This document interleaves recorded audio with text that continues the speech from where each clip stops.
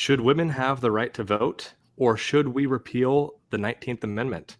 Also, was no-fault divorce a good thing for our country and culture, or was that a tragedy? So on this episode of Forge and Anvil, I will be hosting a debate with two individuals in an effort to answer these very questions. So I'm going to go ahead and bring both of them on the screen here. Alrighty, so we're going to go ahead and do introductions in just a moment. So I'm going to go ahead and ask both of you to introduce yourselves. So just for now, go ahead and leave your opinions out of your introductions so that we don't give any spoilers just yet. And then we'll go over the rules of the debate before we get into the thick of it. So Kalina, we'll go ahead and start with you. Okay, thank you so much for having me. My name is Kalina. I have an Twitter account and an Instagram, That Liberty Chick. I am a libertarian, and I, am also a fitness coach, online health coach. Like to talk about all of that stuff, and I love to discuss politics and everything. And I'm just super excited to be here tonight. Awesome. Well, welcome in. And we've also got Will Spencer as well. So, Will, go ahead and introduce yourself. Back again. So my name is Will Spencer. I'm the host of the Renaissance of Men podcast about the 40-year rebirth and redemption of masculinity that's happening around the world. I have a Twitter account and Instagram at Ren of Men. I also do one-on-one men's mentorship and men's groups online as well. So I'm coming from a Christian perspective, Reformed theological perspective, and that'll be the angle that I'm coming from tonight. Excellent. All righty. Well, without further delay, here are the rules of the debate. I've been saying debate up to this point, but both of my guests here have actually agreed to have this be very discussion-based. So there's going to be no timers or buzzers to interrupt our talk. I'm only going to ask both of you that you'll be civil and refrain from personal attacks. And of course, keep the interrupting to a minimum, although some interjection is fine. I'm simply here to moderate the debate, and I am not planning on taking sides. I will, however, occasionally play devil's advocate and ask opposing questions to each of you if I feel the conversation needs it. In addition to this, I'm going to go ahead and bring up an article or two to prompt more dialogue throughout the discussion, and I'm also willing to fact check for either of you, as well as bring up any articles if you guys want to reference them. Let's keep it to a minimum so we don't overdo it with the articles, but if you guys have something that you really want to reference, feel free to let me know. Beyond that, I'm just here to make sure that neither of you dominate the other and make sure that both of you get to speak, and that we keep things rolling here. So do both of you agree to the rules as I've kind of laid them out? Absolutely. Perfect.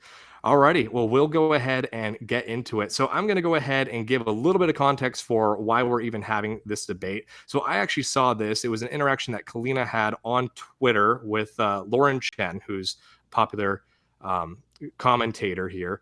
So Lauren Chen, this is actually her giving some commentary on the Barbie movie that actually sparked this. So Lauren Chen said, the Barbie movie literally has Ken try to bring the patriarchy, explicitly called the patriarchy, to Barbie Land and amend the Barbie Land Constitution to remove Barbies from positions of power. The lengths the studio went to hide how insufferably woke this movie is are astounding. So then Kalina here actually replied and said, how is that super woke? We have conservatives wanting to repeal the 19th Amendment because they tell themselves women ruined everything. To which Lauren replied, I would give up rights if it also meant that you had less rights. So Kalina then responded, you don't even know what I think. What a bizarre statement. And Lauren again replied back, it doesn't matter. That's the point. So that was kind of how I first saw that Kalina was, of course, in opposition to repealing a woman's right to vote. It seems a little bit silly here, but the reason why I bring up Lauren Chen is because Lauren Chen is a big commentator in the sort of liberty-minded, conservative, libertarian space. And as a result, she's an example of Kalina's point that she made, that there are individuals in the conservative side of the aisle and the liberty-minded discussion that is looking to limit a woman's right to vote. And so I'll go ahead and throw it over to you, Kalina, for you to first of all just kind of give your position on this whole issue. And if you want to comment on any further context with your interaction with Lauren on Twitter, feel free to do that. Oh, for sure. So first of all, I want to say I never watched the Barbie movie. I actually do think that a lot of mainstream movies and TV are super woke right now.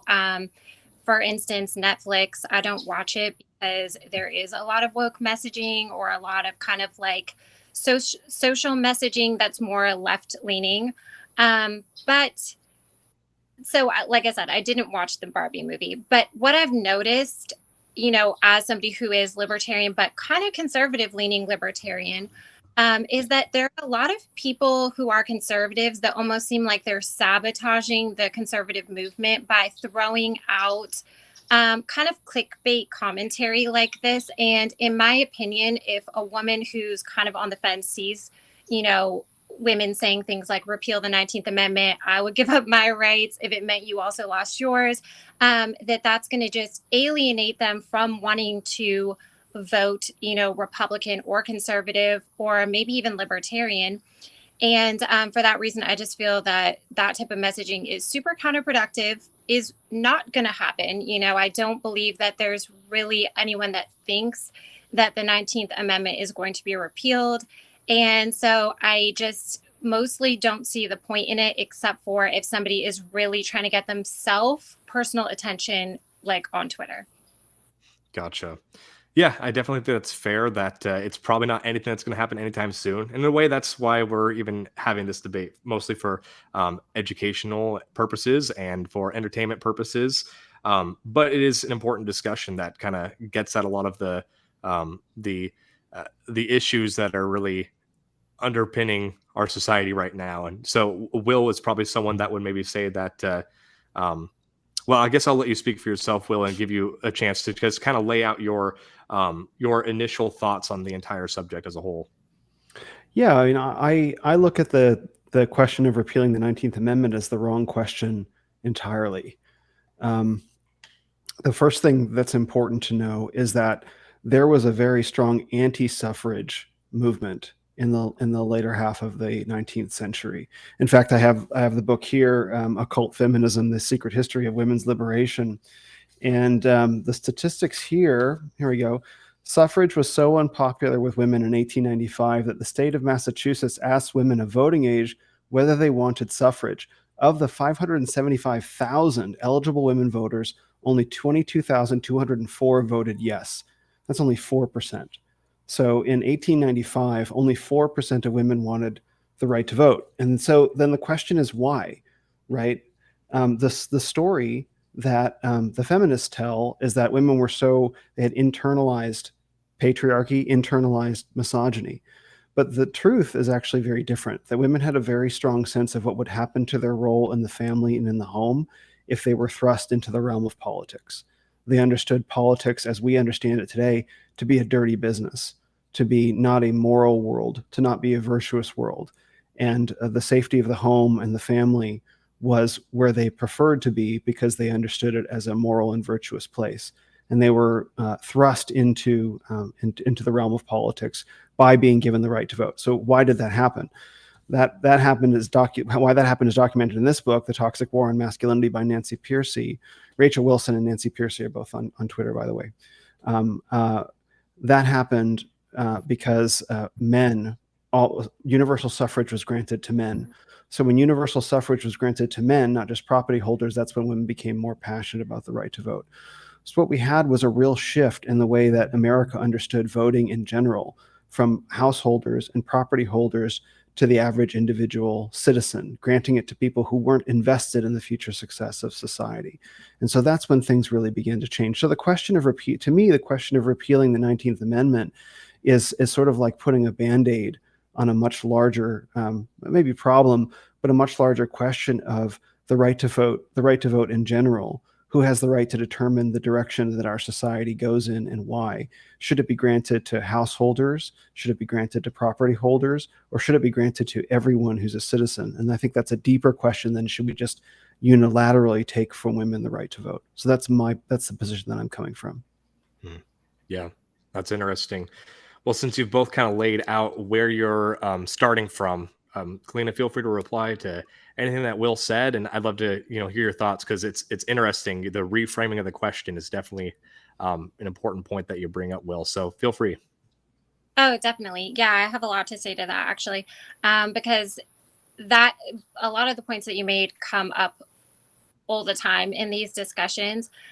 So first of all, I guess the issue, and like you said, that would be putting a Band-Aid on a pre-existing issue with society. But the issue now, when people try to say things like repeal the 19th Amendment, is that that becomes just like the historical taxation without representation. Women are working, women are paying taxes, women are property owners, women are owning their own, running their own households and everything. So it wouldn't really make sense to try to repeal the 19th Amendment and try to take away the right to vote for women because of the role that we have in society now. I also think that that's true for non-landowners. That example gets used all the time. And personally, as a landowner, I guess I could say, hey, I would like it if only landowners like me could vote. But I've also been a landlord. So I've also had properties that I rent out to people and everything. And I always like to put myself in the other person's shoes and think, as a landlord, if I could vote and my tenants couldn't vote, couldn't I, vote to skew things in the way that best serves me? So I always think that whenever we want to strip a group of people of their rights, or say that one group of people has, more stake in something than another group of people, we have to think about how those people could end up exploited. And so that's my thought there. Mm. So it would actually be against your interests to exploit your renters, because if you set up things to exploit your renters, they would leave and they would go rent from somebody else. Well, Sorry, if I voted on measures that would exploit them, as a whole, then they would have a trouble moving somewhere else because all the landowners voted and decided that, we're going to change the rules, the laws to benefit ourselves. That would be my concern. or Not, they'd leave. that. Oh, so just because of the nature of your phone, like I can only, when I talk, I can't hear you. So we'll be more careful about that. So, but you would, if you voted to unjustly exploit all the renters in your city, they would all leave.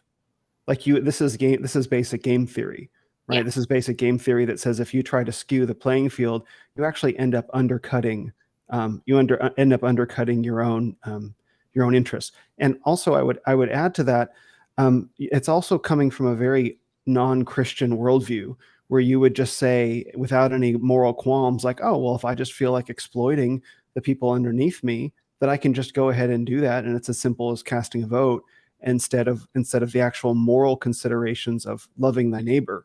And so part of what's wrapped up into this whole question with voting rights being distributed to more and more people is the removal of Christian moral foundations from our economic and socio-political system. And so what I advocate for is strong Christian nationalism, which brings Christian values back to America, which is what was the founding of America, was based on Christian values. And I know that you'll probably argue with that. And I know those arguments as well. And to me, I mean, I don't want to shoot down the arguments you haven't made yet, but America was founded as a Christian nation, and the removal of those Christian values from the way that we conduct business, politics, economics, law, finance, etc., has resulted in the degradation that we see today. So the thing that you could just, oh yeah, I could just vote to exploit my renters. It's like, well, if you're operating from an amoral standpoint where your renters aren't people that you're obligated to care for, yeah, I suppose you could. But I look at that and I say that would be abhorrent and unchristian. So perhaps I'll let you respond to that. Oh, yes. Well, of course, there's always a difference between what would be the best thing to do, the right thing to do, and what would actually happen. So I would say, we can look at any industry, like the pharmaceutical industry, for instance. They have a lot of money, they lobby, they do things like that. And what happens is that they start to bend laws so that it favors their industry. So that's all I'm saying. I'm not advocating for anything, unchristian or immoral. I'm saying it gives a protection to people who are not landowners to be able to vote on their own behalf. That's how I see it.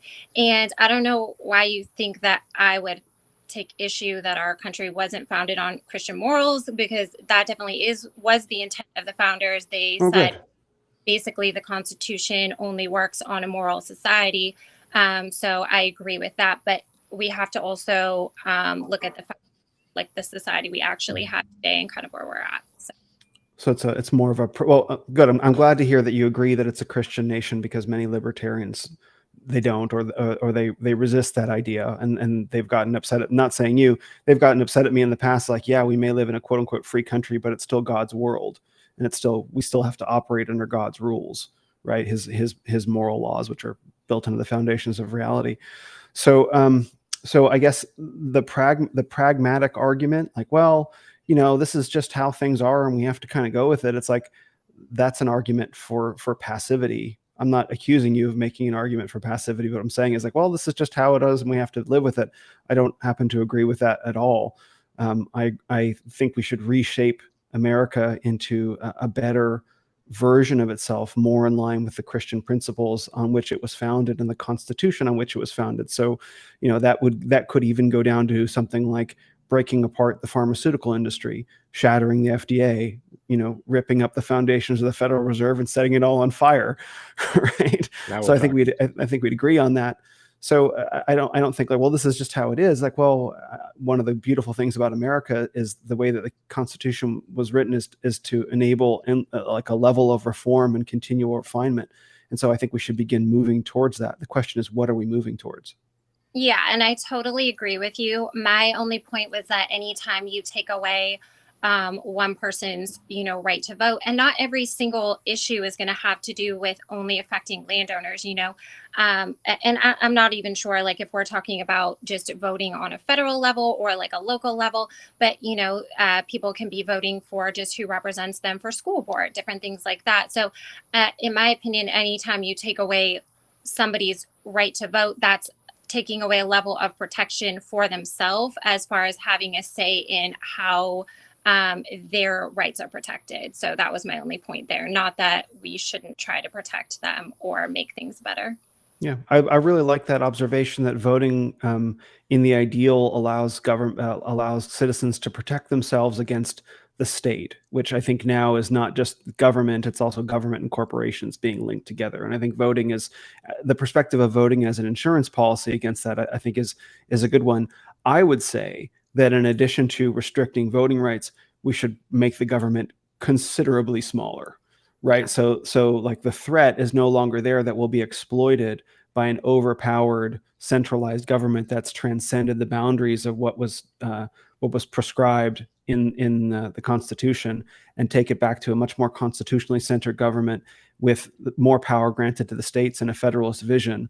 And from that perspective, where you no longer have to worry about being exploited by government and corporate power, I think only in that situation could we begin to have that conversation. But I think right now, yeah, the idea that our government is going to take advantage of us, corporations are going to leverage government institutional power to take advantage of us, I think that's true. But again, I think that's something that needs to change. And so, I again, the notion of repealing the 19th Amendment just in a vacuum, right? I think we're looking at it as a manifestation of a much larger set of problems. I totally agree. And then, sorry, I know you probably have more questions for us, and we're kind of tangent, but I just wanted to say really quick that I totally agree with you. And I think that this is actually the real conversation that is being obstructed by this men versus women conversation that, lots of powers that be, or lots of industries, both sides of the political spectrum kind of have an interest in pitting men versus women, because it's just the same thing as black versus white, or, any of the other demographics of just literal citizens arguing with each other. Is the truth is that women aren't being exploited by men aren't really being exploited by women. We're all being exploited by a system that is basically funded by big corporations and the political, machinery that has come to kind of like have its hands and in basically in all of our pockets, and kind of, its thumb over every single one of us. So I would say that that's the real issue. And that's why I kind of get a little bit frustrated with these side issues that like us regular people against each other, because I just don't really see like, men versus women as being the true battle that we're facing. I agree. I agree to about a 70 or 80% point, because I think there does come a point where men's and women's interests can conflict, and there is a point where that happens. But for the most part, like I'm like 80-90% of the way there with you. Also, let's tear down the Federal Reserve. Yeah. Well, I'm going to pull up an article because I think that it's going to kind of it's going to expose a little bit of what you guys were both just talking about. It'll allow us to dig a little bit deeper. So this is actually from the Washington Examiner. What would it look like if a major publication decided to produce a feature on masculinity, but then assigned all the articles to women? Well, it would look like Political's The Masculinity Issue, which did exactly that. Political's aversion to asking men to write about masculinity aside, one theme throughout the feature was that, in Caitlin Fawcett's words, over the last few decades, women are voting for Democrats more, and men are usually sticking with Republicans.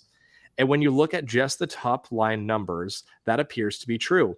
In 2022, House races, men nationally favored the GOP by 14 points, 56% Republican to 42% Democrat, while women favored Democrats by 8 points, 53% Democrat to 45% Republican.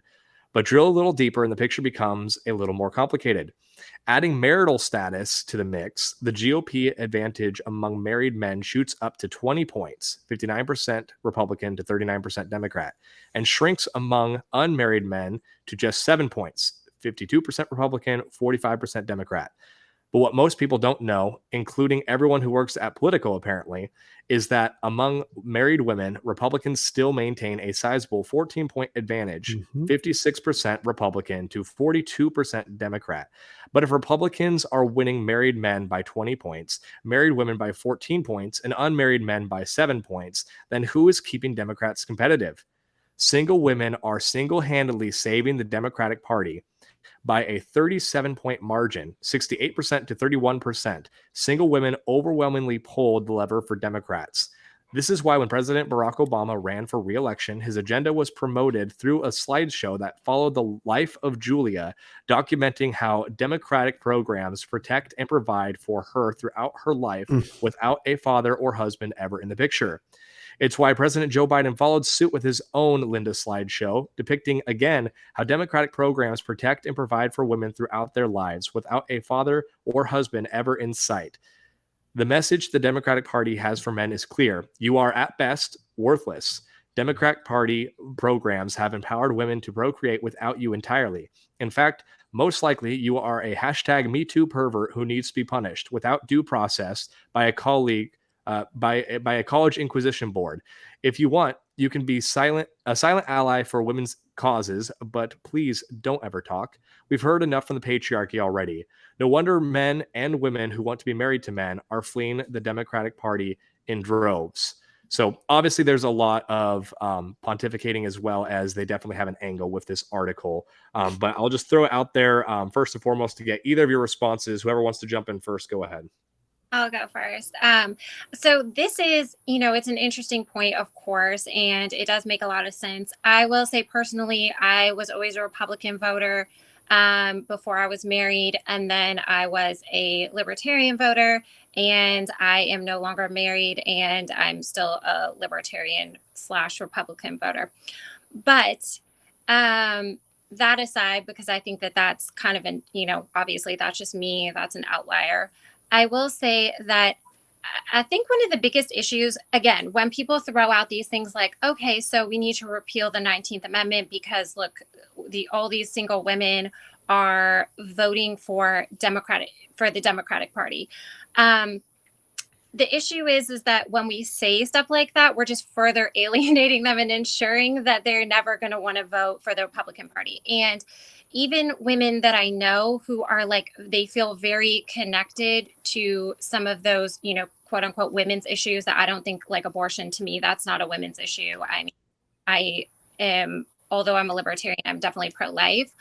But some of them will continue, even when they're married, to want to vote Democrat because the Democratic Party, will play to their audience more than the Republican Party does. So they'll do things like offer the people, reasons to vote for them. Whereas the Republican Party, unless you have, I mean, obviously the Second Amendment, the First Amendment, free speech and everything, those are kind of more Republican values that people want to vote. But that's more of like just keeping what you have. The Democrats kind of try to like give handouts to their people. So there's a little bit of like pandering going on there that I think gets a lot of, more voters, and especially women that have like, the feeling of, oh, well, we want less fortunate people to be taken care of. They have that feminine heart but they're not married. They may not have a man to direct them, to tell them that, basically, because men are more logical in those situations, they feel more connected to that. But we have to go back to reality again, because since the 19th Amendment is not going to be repealed, and even if it did, states could still allow women to vote, I really think bringing it up over and over again is only going to make that single woman margin larger for no reason. It's not like a hill to die on. It's not like, yes, we want to argue about abortion because that's an important thing that we want to push back against. There are other things that women might want to vote for as Democrats that we want to push back against. But when it comes to this argument, there's really nothing to be won. So you're basically just alienating voters for no reason. So. Yeah, I mean, I was listening to that article and I'm like, I don't think repealing the 19th Amendment is a good political strategy. I'm like, let's not do that so we can win elections. Like, can we win elections? I mean, assuming that the elections exist anymore, can we win them straight up? I would have been really interested for that article to break down that cohort of single women, why they're Democrats. Like, what is it that keeps them being Democrats? Because I think if you were to poll them, probably, they're going to repeal the 19th Amendment was probably not high on reasons why. I would imagine that abortion is a big part of that. I would imagine if you were to really say, well, they're going to protect my right to choose. And I think that would be really revealing.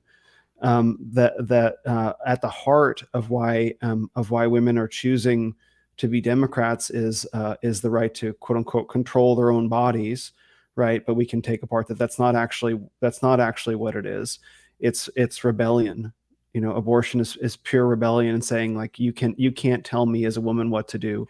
I can even take the life of a human being inside my womb. And so from a Christian standpoint, that's entirely what the issue of abortion is. It's rebellion from God's created order and the assertion of godlike authority to take a human life rather than being subject to what any man ever has to say. And so what's being made there, I think, I'm speculating, the article didn't say, but I think what's being made there is just an argument from Genesis, the curse of Genesis 3:16. Your desire will be to control your husband. That's my translation. There are many different ways to translate the phrase, but the actual translation, your desire will be for your husband, which shows up later. The same language shows up in the desire for sin's desire to master Cain. So it's like your desire will be to control your husband, will be to master your husband, and he will rule over you. That was God's curse to Eve in the garden for being tempted and deceived. And so you see that play out now with young single ladies rebelling from the notion of ever being wives, ever being mothers, of ever being responsible for the lives that they co-create inside their bodies. And so why are they fleeing from the Republican Party to the Democrats? Because the Democrats will make sure that they never have to be wives and mothers and never have to be under the control of a man. And so that's what I would ascribe that to. And that to me comes down to a bunch of different factors, including not great men for a couple generations, as well as a lot of propaganda and a lot of very poor fathers. But that would be my understanding of the whole thing, is what's driving that single women phenomenon would be really worth looking into. Yeah. Would you agree with that, Kalina, in terms of his assessment of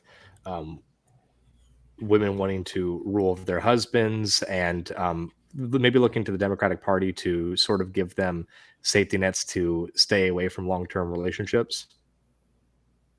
I would say that most women are really sensitive creatures. And actually, I don't know if either of you ever listened to Owen Benjamin, but he actually sums a lot of this stuff up really well. And I think, not to like blame men, fathers, anything like that, but I do think that what has happened is kind of like, and this is something that I try to explain and it's never received well, but if men want to be the leaders of a relationship, the leader takes the most responsibility for the problems. And that's exactly what, you just did it in your assessment of the situation, but I just want to go through it again really quick. So basically, like as a mother, if my son's messing up, is that my son's fault or that's my fault? I have to take responsibility because I see myself as above him. I'm saying, what have I done wrong as a mother that I'm not, teaching him the right way to live, and I'm putting the responsibility back on me, not you're such a bad child, why are you doing this to me? So I think that if we want to go back to a more like biblical family style civilization, with God's rule over everything, men really have to look at like what they're doing to perpetuate this issue, because I do think that women are really sensitive creatures. They will do a lot to try to have a relationship with a man. And I do think for a lot of years, decades and stuff, women have been handed a pill, yes, by the Democratic Party, by society. Here's a birth control pill. Men are going to want to sleep with you. You don't want to get pregnant. If you do, he's just going to leave you. Many times that's actually true. And that's kind of like the scenario that's played out in their mind from the time that, they're young adults. And so I do think that if we want to kind of try to fix society, like men are going to have to take a lot more responsibility as far as not putting women in those positions, and then things would fix themselves. Now, women have a responsibility too to try not to put themselves in those positions, of course, also. And we also have to live with our decisions. Like, you don't just go ahead and have an abortion because you made a bad choice and were with a man that wasn't going to be there for you. There's lots of other options and everything as far as, adoption or, hopefully family help, something like that. But I think that is where the Democratic Party kind of steps into those women that are in bad situations and is willing to be the savior. And of course, because of that, they secure their vote. So unless the Republican Party is going to come up with a much better way to fix the societal problem, I think it's probably going to stay how it is unless we as a people can become a more moral society. So what would be your thoughts on no-fault divorce then? So here's my thought on no-fault divorce. Okay. So here's my thought, and it's different than what y'all are going to think. I don't think that people should just get divorced. I don't believe in divorce, and I won't get into my personal life or anything of why I'm divorced, but it was never something that I thought of. My parents are still together, But I will say, when it comes to the system around divorces now, I don't think that our legal system even really deals with at-fault divorces. From what I've heard, that becomes like a lengthy legal procedure where it's bogging down the system and everything. And I think that it's kind of to, just expedite things that we have no-fault divorce, because it's a lot easier for them to just say, this is a standard. Nobody has to bring a bunch of evidence and fight for years and everything to secure a divorce and try to prove something that's probably unprovable unless you're like literally recording each other or something like that. So I would say that to try to get rid of no-fault divorce is probably not going to work really well, but that's just my thought. So despite whether or not it would work well, is it something you'd be in favor of, or are you against it? I mean, I'm against something that's going to bog down the legal system and cause like just a lot more, like money spent on courts and things like that. I can't really support it because I don't think that it's going to be, it's always nice to think of like, what would be the best case scenario? How can we make things like ideal? But I'm also a realist. I've always been very practical, and I don't think it's practical. So that's all I can say there. Okay. Will, what's your response to that? I think this dialogue points to at least some of why the conservatives keep losing, and I think it's because And I'm not saying obviously it's your fault, Galina, but conservatives take a very pragmatic approach. Well, what's realistic? Well, what's realistic? And Christians like myself say, no, what is right? And whether it's pragmatic or not, like, right it might not be. In fact, usually when we're convicted by our conscience to do the right thing, it's the furthest thing from pragmatic. It's the furthest thing to pick up the phone and call someone from our past that we've wronged, who's probably forgotten all about us, and reopen an old wound to clean it out properly. It's the furthest thing it was the furthest thing from pragmatic for the tank man in China to stand in front of that line of tanks, but it was the right thing. And so questions about, no-fault divorce, about abortion, about women's voting rights, yeah, they're deeply not they're very much not practical, but they deal with very real, very sincere moral questions that I think America has just decided for some period of time, say 30, 40, 50 years, who knows, that we're just going to be pragmatic about it until we find that being pragmatic has essentially bent us over into a morally compromised position where our country is being torn apart at the seams. And so you now have men who are standing up and saying, this is morally wrong. It has been morally wrong. And we will continue to become an increasingly powerful political force, and especially an increasingly powerful economic force to make this moral case. And then when that happens, conservatives might actually start winning, when they start standing up for something, even if it's unpopular. And that's the thing that really kind of sucks about, being a conservative, is like, is there actually a politician out there who's going to stand up for something that's morally right if it costs them something, that they're going to stand up for something unpopular? And that's a real problem. And I think it also gets back to voting as well, that, when you can recognize that a man is like, wow, that really makes me emotionally uncomfortable to hear him say that, but he's right? That's rational, that's logical thinking. And which men are by default better at. That's not that women are not capable of it, but that's generally what we're better at. It's one of the glorious differences between us. But when you have, someone like Donald Trump, who said a lot of really good things, especially in his 2016 campaign, but he so emotionally triggered everyone that they still haven't recovered from it, right? You end up with a country that's being driven by feelings rather than actually hard dealing with facts, and morality is factual as well. And so I think that there's going to have to come a point where we say, hey, this isn't practical at all, but it's right. And I think we will discover along the way that it was actually very practical, but expensive, in terms of achieving it. Yeah. I mean, I agree with what you say. I think the problem is that if we're looking for somebody to really morally fix things and stand up for principles, it all comes back to, we need to get those lobbyists out of Washington that are basically pulling the strings with dollars. I mean, you can say deep state, you can say lobbyists, you can say whatever, but at the end of the day, I really, it's unfortunate, but I really see it as like, do you want the red guy to win or the blue guy? Like, it's going to go a little bit more this direction if it's the blue guy. It's going to go back a little bit and then still curve the same direction if you pick the red guy this time. I see things going on a trajectory that these corporations, these interest groups, everything want it to go, no matter who wins, because like you said, right now, no politician is really getting up there and standing on principle.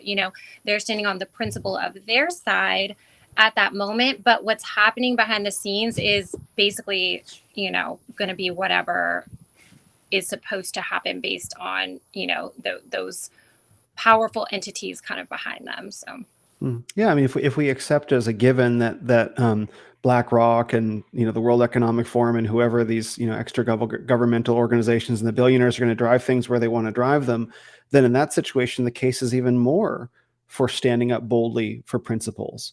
Right? If it's a difference of degree this way or that way, red versus blue, but ultimately the trajectory is going to say the same and say for the most part, I agree with you. I think control of the executive branch does allow for certain unilateral actions that were not constitutionally intended, but here we are.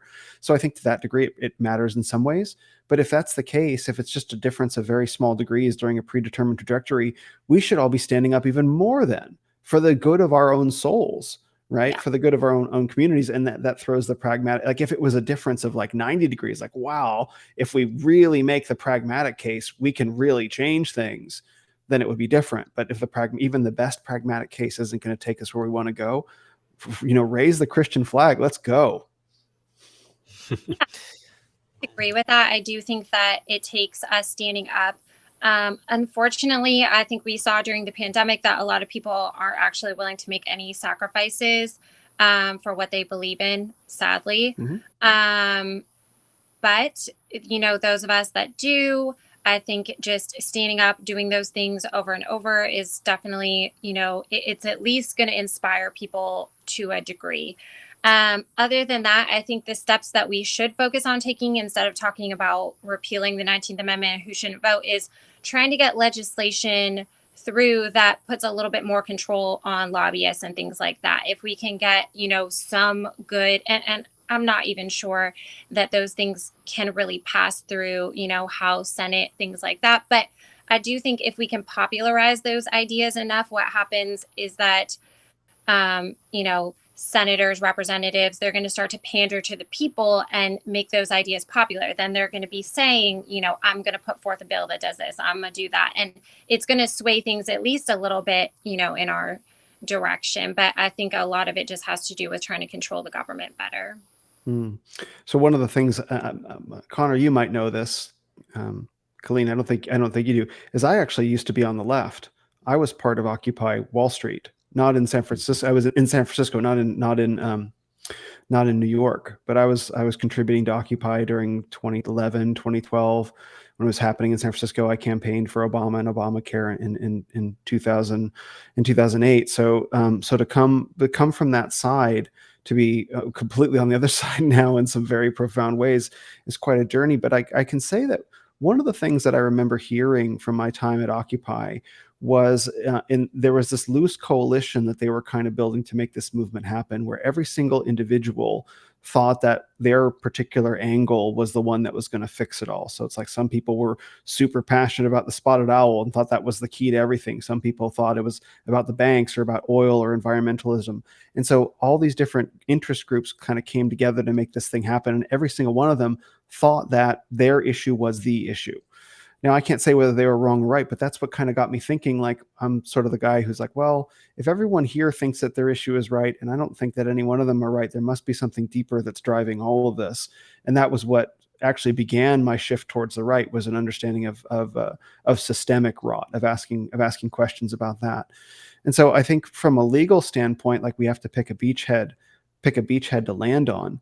But what ties all the different subjects that we're talking about together is ultimately the question of right and wrong, is ultimately the question of morality. Is it right to abort a baby in the womb? Is it right to simply end a divorce if you feel like it? Is it right that we have lobbyists running, essentially running our government, through bribery, institutionalized bribery? Is it right that, the Federal Reserve can print money out of nothing and inflate our society? All these things are very wrong. And I think any individual can pick a set of issues that they're most passionate about, or an issue that they're most passionate about, certainly. But I think what's underneath all of this is, like, we live in a deeply morally wrong country, where everything is upside down and backwards, including relations between the sexes. And so to me, I start from a Christian foundation of morality and say, this is true. What this book says is true. And this is how we should organize our homes, our families, our households, our societies, etc. And so to start from that angle is really what will begin to paint a picture of a positive, affirmative vision. And this is also where conservative struggles. They very rarely, and liberals too, for that matter, will say what they actually, like, paint me a picture of the society that you want to live in. The reason why You Will Own Nothing and You Will Be Happy stuck as a meme was because finally someone painted a positive picture of the world that they wanted people to live in. And it's like, that sucks. I don't want that. So what I would like to hear is conservatives painting an affirmative, positive picture, like paint a concrete picture of the world that they want to live in. And I think that will inspire people to go to the ramparts for the sort of things that you're talking about. But without that moral story underpinning everything, I think ultimately we're just going to be fighting rearguard action, let's say. Yeah, I definitely think that, everybody wants to live in a slightly different society or scenario, of course. So I don't think that we can really put the whole, like, Republican or conservative movement behind that. But I do, I do think that that kind of goes back to what you said, as far as if you want where you live to be a certain way, you always have the right to just move. So, like, I would say where I live now would be my ideal society. Where I live, the way that things are, here, the price of everything is like pretty ideal to me. Like, I wouldn't really change much. If I lived in a different place, like if I lived in San Francisco or something, I could say I probably want to change everything. But so I think that people are choosing like that. They're gravitating towards different areas and, shifting where they're living, how they're living, and everything to kind of like portray those values for certain. And I think that that's kind of what we can do individually. When it comes to voting, I understand the moral aspect of it, but I also know that, at the end of the day, like, if you have certain things that are really, really important, if it's economic or if it's, the Constitution, things like that, like, you're going to have to align with people that think a little bit differently. And just to wrap up like this rant that I'm on, but basically when people bring up things like repeal the 19th Amendment and stuff, I almost feel like it's like self-sabotage. Like, this is not a productive conversation. Lauren Chen telling me that was not productive. I would give up my rights so you could lose some of your rights. Doesn't matter what you think. How is that productive and bringing people to your side? I'm like, now I almost don't even want to lean right anymore. So I think that we need to only not sabotage ourselves by saying silly stuff, like, just to kind of like clickbait. Anyways. So can I ask you a question? Sure. So if saving America, if what it took to get America going in a direction that you would approve of would be you losing the right to vote, would you give up your right to vote? I do not think so, because I don't believe that. I don't believe that that is the way that you're going to fix anything. It's just like when people on the right who always say Second Amendment, Second Amendment, Second Amendment. And then I think it was like, I don't even know her name, something Cortez, Kylie, I don't even know. But AOC? No, it's, sorry. No, Kingsley Cortez or something. She had tweeted after that transgendered person had, like, had that shooting, that awful shooting in Tennessee, that basically, like, transgender people are mentally ill and shouldn't have guns. I understand that thought, but again, those are those slippery slope types of things where people are saying, we need to curtail a certain person's right. And what you have to understand is that that's always going to come back on you. Then you'll be a right-wing extremist. And, somebody will want to take away your right to have your Second Amendment right. So I think that that's really just never the answer, in my opinion. I don't think it's going to fix. I think it's going to shift society in a direction. And then when somebody else has slightly more power, they're going to use it against you. So something that I want to just throw out there, and you can of course continue on after this, Will, is we have yet to ask one of the larger questions, which is voting a right? I think that's something that we need to ask ourselves as well, based on everything that you just said, Kalina. And go ahead, Will. You can answer my question if you'd like, and take a crack at it, and as well as respond to what Kalina said a moment ago. Yeah, I just to respond to what Kalina said, I'm not a property owner. And so under the system that I'm proposing, I would lose my right to vote. And if you were to tell me that, Will, you have to give up your right to vote, we're going to drastically downscale the posture of the federal government. We're going to take it back to a more constitutional kind of size, right? And more and delegate power to the states, more in alignment with the way that the founders intended. Sorry, Will, we got to lose your right to vote, but it's going to fix all these social problems. I would throw my voter registration at them. It's like, please take it. And then I would set about going to become a property owner so that I could contribute productively to the conversation. So that's my answer to it, because I think we have to be willing to describe a standard that we think will get us where we want to go, and to give up what we need to get there. The reason why I feel comfortable with that is that I don't link my voting rights to my personhood. I'm a person created in the image of God, and that personhood does not go anywhere if I lose my right to vote. I'm still a man made in God's image. And so I think a lot of this question around voting is like, am I even a person? I think for many women, I can't say for you or not, I think many women say, am I even a person if I don't have a right to vote on my own checking account? Yes, you are. And I think that's what drives a lot of women to independence from men, is they get their personhood not from God. They get it from their bank balance and their right to vote. And you can't find personhood in either of those things. That's a really interesting take, but I would say, again, that's very theoretical and very trusting, and I'm just much more practical than that. I know that if somebody came along and promised me the world to give up something that is, a right, that they may very well take away that right and then do something completely different. So I can't really be sold on that as a line of thinking. I think that would be very trusting, pretty naive, in my opinion, to believe that person's going to necessarily do the right thing. I also think that we have already a lot of stuff built into our system where, here it is, we all vote, right? But then we vote for representatives. So we have representatives that represent us, and then we have senators that represent us. And those different branches, kind of are what is supposed to control for the fact that the population might not be very educated.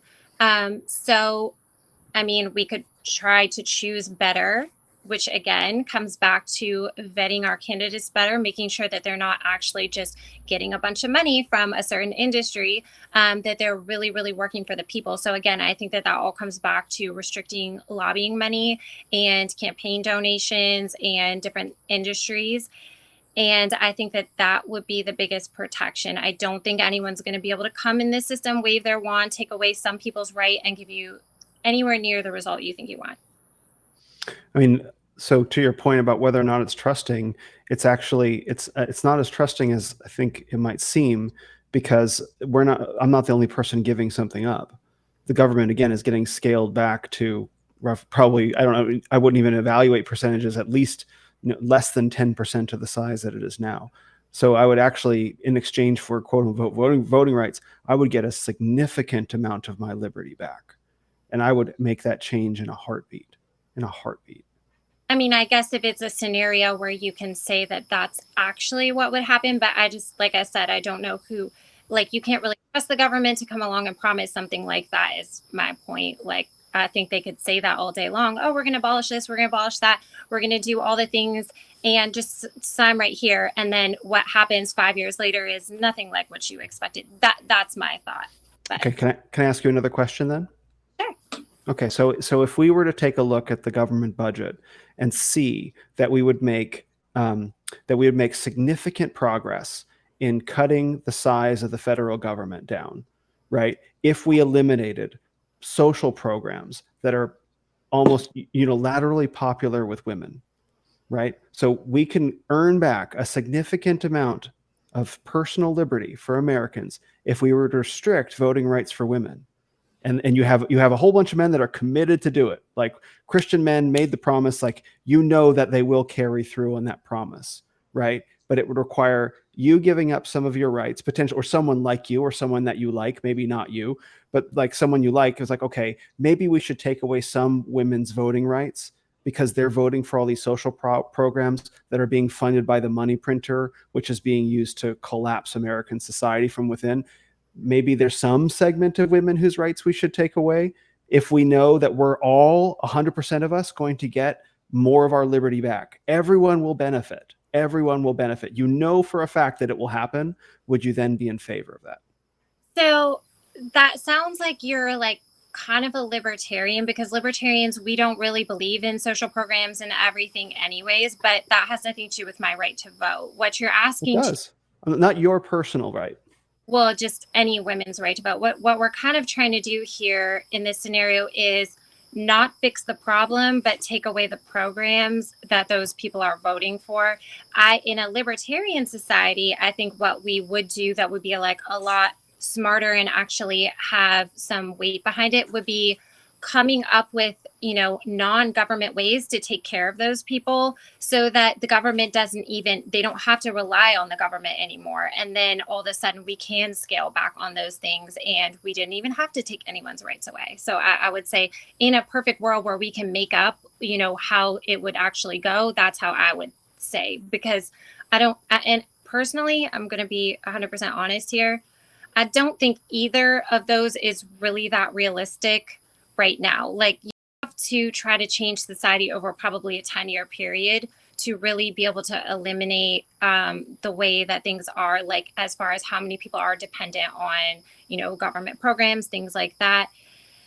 And I think that takes a cultural shift, which is what sounds like what you're working on. And I think a cultural shift is good, but I don't think like legislating that is really going to be the thing that changes it. So I'm not, okay, I hear you. I'm not trying to paint a picture of a realistic scenario. I'm trying to surface a principle. I'm trying to surface, are there any conditions, and the one that I chose in this case was a measurable increase in the personal liberty of 100% of Americans, a measurable increase in the stated goals of the Libertarian Party if we could restrict some women's right to vote. Are there, like, would you make that trade? Not necessarily even yours. If we restricted some women, no, under no circumstances can we restrict women's right to vote. That adult people should be treated as different, classes based on how we want them to vote. I don't think that's not reflecting what society wants. When we are voting, a vote is a reflection of what society wants and what is happening. If we didn't need all these programs, they wouldn't have to exist. I do agree that people exploit them, and there can be a lot of legislation done without restricting people's rights to try to fix the way that these programs, are just kind of like doling out money to people. That I would be for. Like, they need to change the rules around the program. That's not like a voter issue. But I personally don't think that restricting a portion of the population who you don't like how they vote that's never going to be the answer to me. So there's there's a difference. There's a meaningful difference between you and me. That if someone said to me, as an adult man, that Will, we're going to take your right to vote in a guaranteed exchange for more liberty for all Americans, guaranteed. Like, again, this is a hypothetical scenario, right? I'm trying to illustrate a principle, not trying to put forth a political strategy. So I would say, yes, please get more liberty for all Americans if you take away my right to vote. Right. And men like me, right? Or maybe even let's just say that men like me, right? Do you think, are there any scenarios under which you would say you would give up your personal right to vote and women like you if for a guaranteed increase in liberty in America? Guaranteed. Hypothetical situation. I do not think like this. So no. Like, I'm asking you to. No, but because that's not how life works, and I just can't do it. Like, I'm not going to sit and pretend like I think that that's what would happen when I know that it's not. I wouldn't want you to give up your rights just because I don't like how you vote either. I don't think that that's going to fix the problem, and I don't think it's a realistic scenario. So no. It's not meant to be a realistic scenario. It's like if I were to ask you, like, if you were to sprout wings, where's the first place you would fly? Like, the question is not about whether you're going to sprout wings. It's about, like, if you think through it, would there be anything that you would be willing to give up the right to vote for? No, I'm not. Okay. No. I mean, we could play this game all day, but there's no answer where I'm going to answer that. So. Okay. I mean, you gave me an answer, and that's all I was looking for. Like, I'm not gonna, I just wanted an answer, because that's a meaningful difference between the two of us. That if I'm willing to say there are some things that if you were going to guarantee them as much as anything is guaranteed in life, that we would get more civil liberties. That might be civil liberties isn't the right word. More liberty for all Americans if I had to sacrifice my right to vote as a non-property owner. Yeah, by all means, I will take that liberty over the symbolic right to vote, which you yourself acknowledged doesn't actually make that much of a difference anyway, right? Doesn't have any symbolic, it's just a symbolic gesture. It only moves things a little bit one way or another, like even in the aggregate. So it's like, it's a symbolic thing that's being held on to. I don't see it like that. Yeah. Well, for sake of not going in circles, I wanted to go ahead and ask. So I'm gonna throw out this question to both of you to answer. So go ahead and just give me your one-word answer first before either of you explain, and then after that, we'll go ahead and go one at a time with our explanations. So, Kalina, we'll start with you. So, do you believe that we are currently in a matriarchy, a patriarchy, or something different entirely? Different. Okay, Will, what's your answer? I hate you. Different. Different. Okay. Yeah. Well, Kalina, go ahead and give your explanation first.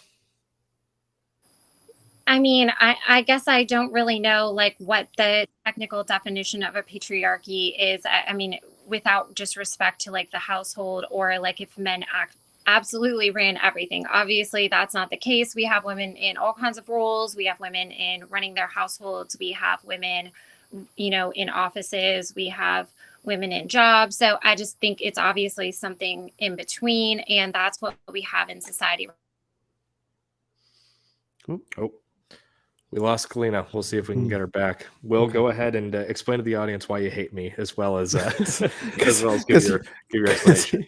Because you forced me into, like, it's me. You're trying to get me to do a one-word answer to something. Alrighty, well, we're back. So, yeah, feel free to pick up where you left off, Kalina. All I was saying is that I feel like obviously because we have women running households, women in offices, like in political offices, women in roles and jobs, and we have men in all of those things too, then we obviously have something different than a matriarchy or a patriarchy. I think we live in a patriarchy. We will always live in a patriarchy. The world will always be a patriarchy. However, right now it's wearing the skin suit of a matriarchy, right? So Frank Zappa has a great quote about this. Let me see if I can pull it up. But I don't have it handy, so I won't waste everyone's time. But I think what's happened is, like, we live in God's world, and God designed the world to be a patriarchy. And at the very top of the power pyramid around the world, if you choose to look at it that way, are men. We might not know their names. Some of their names we might know, but it is men. It will always be men. However, those men have seen it to be profitable and effective to control society using women for the past, I don't know, say 40 or so years, not necessarily in an overt physical way, but through media, through culture, through shaming and through manipulation, through guilt and through feminism. And so they are using women as the frontline foot soldiers. But the problem with that strategy is they have no ability to physically enforce anything, because physical enforcement requires men. So that's the big weakness of this patriarchy wearing the skin of a matriarchy, is that ultimately they will have to take off the suit of feminism that they're wearing and show what they're really about. And when that actually happens, I think a lot of women will be really upset to find that they have been used as pawns for the power games. So it's both. What do you think of that, Kalina? I don't really have an opinion on that. I mean, I guess that's one way to look at it. I mean, I don't think that it's just that women are pawns. Men and women were all being manipulated together. So I don't, again, think it's like a man versus woman issue. I think that, it's a powerful people with money kind of pulling the strings throughout society, planning how they want the world to run. I'm very spiritual, so I think that it's basically demonic forces. And I think that those demonic forces sometimes get inside people's minds and make them think like, oh, it's the women that are the problem. Oh, it's the men that are the problem. And people get really manipulated. And I really think that it's just basically the agenda of, the devil and the agenda of the powerful, powers behind society and the world. So. Yeah, I don't think it's all women's fault either, but one of the undeniable aspects of our civilization today, which is novel in human history, is quote unquote women's liberation. And women's liberation, the sexual revolution, was liberation of women's sexuality from the constraints of marriage. And if you look back at the origins of that idea, you can trace it back to communism. You can trace it back to communism, which sought to abolish the family. That was one of the things that Karl Marx wrote about. You can trace it back to Helena Blavatsky and the Theosophical Society.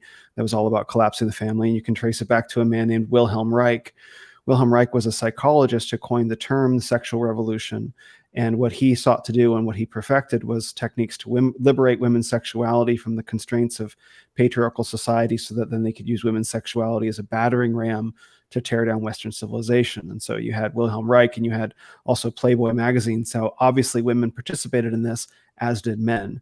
But the first movers were men, and then they manipulated women through their sexuality, through emotion, and many of the beautiful things that we love about women were released, for, we'll say, public consumption, and that attracted less savory men. And then the consequences of those interactions needed to be cleaned up. So that's why we have abortion, and that's why we have the pill, and that's why we have the sexual revolution now. So yes, it's not just women. It's a very specific aspect of women that has been used and to attract a very specific aspect of men. And we no longer lift each other up. We tear each other down. Perhaps not even without intending, doing the things that we've been cultured to do, but that still makes them wrong, which still means they need to be undone. So, but as a Christian man, do you disagree when I say that, yeah, you named a lot of people, but I say this is all just from the devil. This is just an evil demonic force in society that is going to keep on going this direction because that's the nature of the world. And it's our own personal battle to push back against that. Do you believe that also, or do you think differently? Yes, I agree. I just think it's not high enough resolution. So yes, we can say that all evil is from the devil, and that is true. But the devil has agents on the world, and there are the principalities and powers that are operative as well, the unseen and unseen forces that manipulate our lives, that manipulate us, that generate our decisions. And so it's kind of, there's different levels of responsibility and accountability from, yes, it's my own responsibility. It's also the responsibility of my household. It's also the responsibility of my community, workplace, church. It builds outwards from there. So simply to say it's all the devil is true, but it's also our own sinful natures as individuals and in the various collectives that we belong to. And there have been individuals that have participated in this that need to be named, and organizations that have participated in this that need to be named, so we can get an accurate picture of the landscape and begin pushing back. Yeah, the only reason I point that out is because I think that one thing that we miss a lot in society, where everyone thinks, everyone wants to see themselves as the good guy, and all these bad things that happen, they want to see that as somebody else, or, all these kind of like evil agendas, they want to see that as so far removed from themselves. And that's why I always try to bring it back to this spiritual warfare conversation, so people can understand, why are these things happening? Because they might know somebody who works for X organization that has basically kind of a demonic agenda behind it. And they're like, but that person's a good person, so how could it really be evil? And I try to explain it as like, those people are deceived because this is kind of the root of it. This is like a demonic agenda. And we all have to be vigilant that we can be pulled into this basically at any time, so that's the reason I point that out. Yeah. For the record, I'm not a good guy. For the record, Christ is the good guy. And so all my goodness comes from him, and I advocate for his goodness and his righteousness, not my own. And I think that's a very important distinction, as I'm very acutely aware that I'm not a good guy. I think my ideas come from the source of all goodness. I know my ideas come from the source of all goodness, so I advocate for them and not for the goodness of myself or my own righteousness. And I think that's a really important distinction. Yeah, well said. Well said. Well, I want to pull on one final thread here. So something that you've mentioned already, Will, is the liberation movement that we've seen among women in America. But one of the arguments that I see a lot of people making when it comes to just the division between the sexes is, it seems that in the societies where women have the most freedoms tend to be the societies where the women are claiming oppression the loudest. So, Kalina, do you agree with that line of thinking? And if so, what's your take on why that is? Well, I mean, you're saying women claim oppression the loudest. I would say that women claiming oppression in our country are, again, kind of part of a narrative. You know, there are people definitely on certain sides of the political spectrum that are kind of in their ear wanting them to believe that they are oppressed. People are very easy to be manipulated, all people. We can be manipulated by the ideas of others, especially if you just say it over and over and over. When it comes to other societies with oppression and everything, I mean, my dad, he grew up in the Middle East. It was a lot different, obviously, for women. He was a Christian, so it was even a lot different for him, as far as like the rights of Christians in the country that he grew up in. So I think that, you know, in those situations, people just kind of worked with what they had. And I think that that is definitely, you know, a virtue, but not something that we should really strive for here, just because of the fact that we are a diverse society. Women are already working. It would be very hard to like separate, you know, women from any rights or anything like that. Now, as far as like us females actually being oppressed currently, no, I think that that's basically people trying to manipulate women into feeling a certain way so that they can get something out of them. Well said. Will, do you have any thoughts on that? I think yes. I mean, I'm happy to hear you say that, Kalina. That, you know, that this is the Christian society. And actually, I brought this book again, The Toxic War on Masculinity. This book illustrates, again, by Professor Nancy Pearcey. This book illustrates just how honoring of women the Christian religion is, unlike any other religion in the world. There's a whole, I can try and pull it up, but there's a whole series of pages that goes into Jesus's interactions with women throughout the Gospels and how he treated them as equals made in the image of God. And that is not something that you see in many other world religions, including Buddhism and Hinduism and all that stuff. Like these other world religions definitely treated women in a very particular disrespectful way. And that was one of the things that made Christ so confronting to many of the Jews and Romans at the time, is that they shared those beliefs, but he came and interacted with women again as equals made in the image of God. And yet, one of the things that the Bible also says is, again, there is a curse that God has laid on women. To your desire will be to, however you choose to translate, to control your husband, to master your husband, and yet he will rule over you. That is a condition that women feel inside their hearts, part of their curse from original sin. This is the pain that they have to endure during the course of living, is to always feel like they want to overthrow their husband, and if they don't have a husband, men in general, right? And so that is something that women have to live with and have to nail to the cross. And that's literally what Scripture says. Now, men are not exempt from sin as well. Adam's sin was passivity, and for his passivity, God cursed his wife and cursed the ground and cursed his life. And so we labor under our curse as well. But it's important to highlight this fact that women feeling like they want to control their husbands, and the backside of that is to feel like they're being oppressed by their husbands, is part of women's innate nature that's described in Scripture. And so it makes sense to me that in the freest nations on earth, the ones that are most respectful to women, there will still be this impulse within women to feel as if they're being oppressed. And they try and look around and they try and identify where it comes from, and they point to everything else around them. It's this, it's this, it's this. We have to change this, and they still feel it. It's because it was put there by God as a curse. And that's why Christ and Christianity is the only way to soothe that, is the only way to live in alignment with God's law and find peace with it. And so a Christian society not only helps men be strong and noble and righteous and to lead and take responsibility, it helps women to find peace as well. All right. Well, we'll go ahead and wrap it up here. I'm going to go ahead and turn it over to both of you to plug the different projects that you're working on. And if you want to give like a 30-second monologue to kind of wrap up any thoughts that you have yet to say, feel free to do so. So, Kalina, we'll start with you. Where can people go to keep up with you? And feel free to throw in any final thoughts. Oh, yeah. Thank you so much. So you can find me on Instagram, That Liberty Chick. You can find me on Twitter, it was too long. So it's just THT Liberty Chick.